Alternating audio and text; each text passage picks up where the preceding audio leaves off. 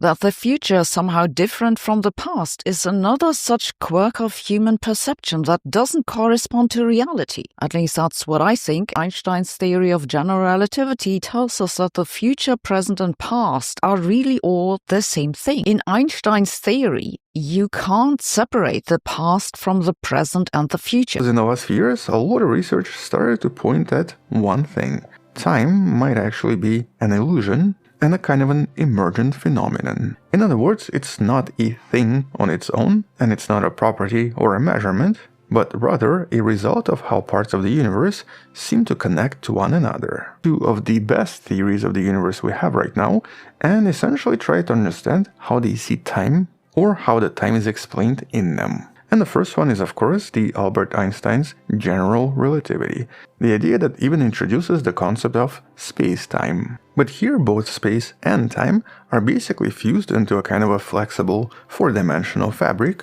that warps and bends under the influence of gravity and produces all sorts of time dilation effects that have been measured in the lab many times. And in this view, the past, the present, and the future seem to exist simultaneously. The equations then start to suggest that from the outside perspective, the universe is actually stationary and timeless. In other words, it does not seem to contain time. Her name's Dr. Christy Miller. She wrote this great, concise article, very layman's terms, that helps explain if people want to look that up. I'll do a short one here. All of those moments are structured as sort of static, stationary, in a four-dimensional block. Mm-hmm. So if you move between those, you're not changing anything. You're just connecting different parts of that block. It's also called landscape time occasionally because it's easier for us to factor out one dimension. So think of all of time and all of the moments throughout history, past, present, and future, as being on a static sheet. You can jump to another part within that, but it's not going to affect anything about where you came from. What you're doing if you go into the past is basically just interacting in the way you always had. And there's not going to be a change because when you get back, you find that you had just done what you were always going to do. So there's no paradox in the block universe because there's no change. Okay. You're interjecting yourself. You're doing the things. I think in her article, she's talking about you're walking around, you're petting donkeys and, eating lunch and interacting with people, but you're not changing anything. You're just doing what you'd always done in that period. It just took you to go back to do it. So how does all of this interact with death and anti-natalism?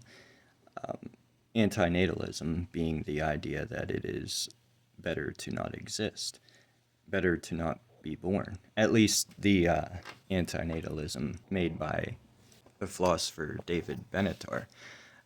In his book, Better Never to Have Been, he created the asymmetry argument, where it basically says it's better to not exist because if you don't exist, you cannot experience pain.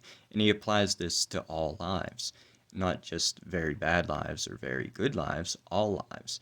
So you might say, well, imagine there's aliens on Mars and they're suffering terribly. So once you say that they're suffering terribly, you've already kind of discarded Benatar's argument, because he says it's all life. It's basically any consciousness, good or bad. It's just he says it's all bad. So to say like, all right, you got terrible suffering on Mars. Why do you go to terrible suffering when that's not something he says? He says it's all bad. So it could be just there's life on Mars, and there will be suffering, but which level of suffering is irrelevant. So in a way, he's just against consciousness altogether. But the thing is, with death and the idea of not existing, the thing to notice is the last time you didn't exist, that was followed by a life.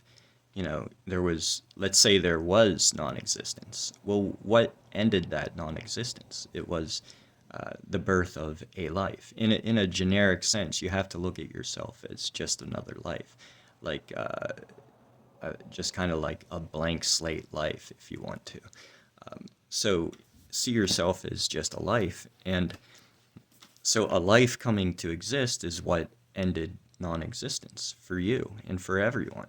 Every single life that is alive didn't exist, yet their lack of existing was not able to stop a life from being imposed. So if death is also non-existence, and combine that fact with the fact that there will be lives born, at least here on Earth, after you die, then that means non-existence will once again be followed by a random life somewhere in the universe.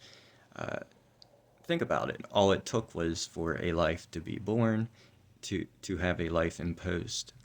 And so if there will be lives born, then non-existence will once again have a life imposed, one of those lives that exist after you die.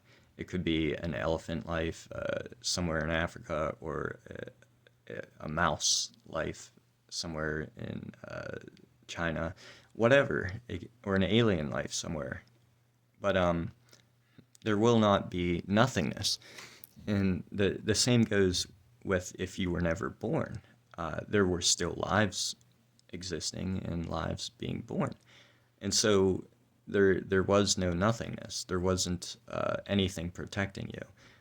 There was, just as a life was born and caused a life to be imposed, there were other lives being born, and so one of those lives would have been the one imposed. So if it isn't one life, it's another. There's no escape. So how does the block universe, by the way, this is what's called generic subjective continuity. So how does the block universe interact with generic subjective continuity? It would basically, now I had a few people ask me about this, people that subscribe to my channel and have been following me for a while. I've been asked a few times, how would generic subjective continuity interact with the block universe, or what's also called eternalism, as explained earlier in this video. So what would happen is, after death, it could be any life anywhere in the universe could follow your death. It could even be your life over again, eternal recurrence. So in a way, actually, eternal recurrence, because of generic subjective continuity, could be true. It could happen in a kind of accidental way. It wouldn't be the type of eternal recurrence that Nietzsche thought of. It would be dependent on GSC. And so any life in the universe could follow the current life. It could be a life from 1604, or it could be a life in the future, 3200, whatever. Just any life. One of your parents, your cat, or it could be some random animal somewhere in some random country. Again, it could be an alien from any period of time in the future or in the past. So, and this would just keep happening forever. There would be no end because it's all one solid block of basically just stuff and time. There is no time. It's just like the time is an illusion, as explained earlier in the video. So there would be no escape. This idea of the end is an illusion as well, because the past, present, and future all exist right now. There's no such thing as the past, present, future. There is just this, what can be referred to as now, or existence itself. So the idea of a heat death and there being an absolute end, it doesn't make sense as far as Einstein is concerned. So there is no escape. There is, it will be endlessly a life, one life or another out of the endless lives will always be imposed. And another thing is, even if generic subjective continuity isn't true or correct, then you still can't have some kind of emptiness after death. You can't have some kind of peaceful nothingness after death, because no matter what, if there's experience, then there will be experience after death, or if you were never born, whether that be a supernatural afterlife or reincarnation or generic subjective continuity or some other afterlife sort of thing, or whether it be materialistic or supernatural. Only something can come after death. Nothing, by definition, cannot come after death, because there is no thing for there to come after death. Only something can be. Nothing, by definition, cannot be. So, yeah, this idea that there will be an end in this final resting period called the end is not true. It's not something that can be obtained. I'm not saying we should or shouldn't have kids. I'm just saying that the idea that it is better to not exist is absurd. It is illogical. It is what could be referred to as a deepity. So you got people like Lawrence Anton, a big anti-natalist. He really pushes this idea that it's better to not exist. And David Benatar and all these other anti-natalist channels, it's all a lie. I don't think they believe it's a lie. They're not pushing it as a lie on purpose. They just believe in this idea that it can be better to not exist, and it's just false. Non-existence was and will be followed by one life or another. There's no escape.